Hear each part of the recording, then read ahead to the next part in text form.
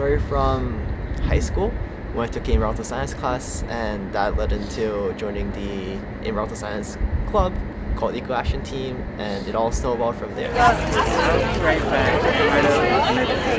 I'm Ryan, and I'm with the Sustainable UMD, which is under the Office of Sustainability. And I'm also in SGA. SGA and the Sustainable UMD are collaborating together to create an Earth Day festival called EarthFest. At EarthFest, we have about 30 different tables. There's a photo booth, there's some organizations, there's a bee lab that brought live bees, which is really cool.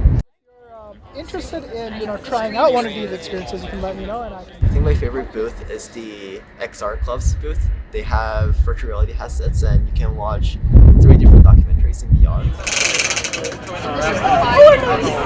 I went to community college right after high school.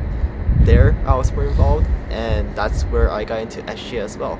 After transferring to UMD this year, I joined Student Government Association, SGA, and I joined Sustainable UMD so that I could continue furthering my knowledge in sustainability and the environment, and also making a difference on campus and hopefully in the community around College Park.